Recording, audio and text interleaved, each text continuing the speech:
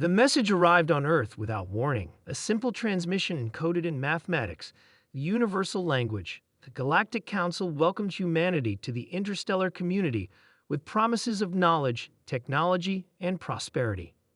Admiral James Walker remembered that day well. He had been a young lieutenant then, watching from mission control as humanity's leaders eagerly accepted the Council's invitation. Now, 20 years later, he stood on the bridge of the EFS Retribution, the flagship of humanity's vengeance fleet, staring at the gleaming silver spires of the Council's orbital headquarters. "We're in position, Admiral," said First Officer Lena Datus. "The fleet awaits your command." Behind them, hidden in the shadow of a gas giant, 300 warships, the finest Earth had ever built, waited silently. Ships that should never have existed, according to the Council's peaceful integration protocols. Walker nodded. "Open a channel to the Council chambers." The main view screen flickered to life, revealing the circular chamber where representatives of the 12 founding species sat in tiered rows.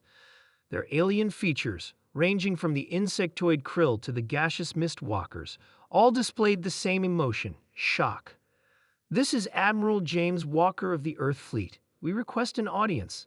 The Council leader, a tall, willowy being with iridescent skin, named Thos, rose slowly.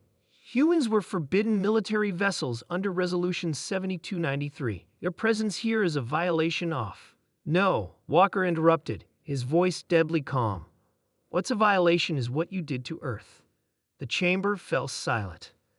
20 years ago, you welcomed us to your community. You shared medical advancements, helped us clean our oceans, and fed our hungry. But all that charity came with hidden costs, didn't it? Walker activated a secondary display, broadcasting images across the Council chamber. Earth's dismantled defense systems, abandoned military bases, decommissioned navies, all requirements of joining the galactic community. "You disarmed us," Walker continued. "Then you carved up our solar system among yourselves. Mars to the Krill for their mining operations, Jupiter's moons to the Vanthi for their atmospheric experiments. You even auctioned off sections of our own moon." Thos's skin paled. "Those were legal concessions, agreed upon by your elected representatives. Representatives you bribed, coerced, or replaced with your mimetic agents," Walker countered. "We found the evidence 5 years ago. That's when we started building."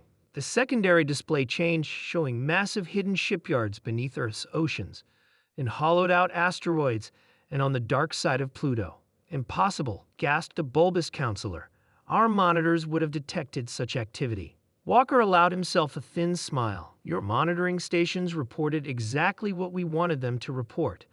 You thought humans were just clever primates, good for labor and resources. You never considered we might be better at deception than 12 ancient species combined." First Officer Davis stepped forward. 3 years ago, Council mining operations on Mars collapsed an underground cavern containing evidence of ancient Martian civilization, a civilization that predates every species in this Council. You knew it existed. You destroyed it to keep humanity from learning about our true heritage. Murmurs spread through the Council chamber. "We were never just another species for you to exploit," Walker said. "We were a threat, the descendants of those who came before you. That's why you needed us pacified and controlled." Thos's composure finally broke. "What do you want?" "A new agreement, one that recognizes Earth's sovereignty over our entire solar system. The immediate withdrawal of all Council operations from our space, reparations for the resources you've stolen, and our rightful seat on this Council, not as newcomers, but as returning founders."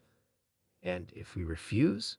Thos asked. Walker didn't answer. He simply changed the display again, showing the full Earth fleet emerging from behind the gas giant. Hundreds of ships with weapons unlike anything the Council had ever seen. Humanity developed these technologies independently, hidden from your observers. "We call this one the Lightbringer."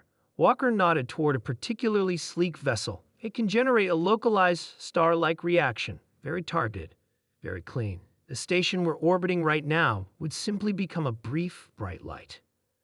The Council chamber erupted in panicked voices. "You would threaten us with extinction," those cried. "This proves humans are too dangerous to." "We're threatening nothing," Walker cut in. We're showing you our capabilities transparently, which is more than you ever did for us. We're offering peace, real peace between equals, not subjugation disguised as benevolence. Walker stood straighter. You have 1 hour to draft the new treaty. Our terms are non-negotiable. As the transmission ended, the bridge fell silent. Davis turned to Walker. Do you think they'll agree, sir? Walker looked out at the stars, at the gleaming council station, and beyond it to the distant pinpoint of light that was Earth. They'll agree. They have no choice. The council has existed for millennia by conquering through deception rather than force.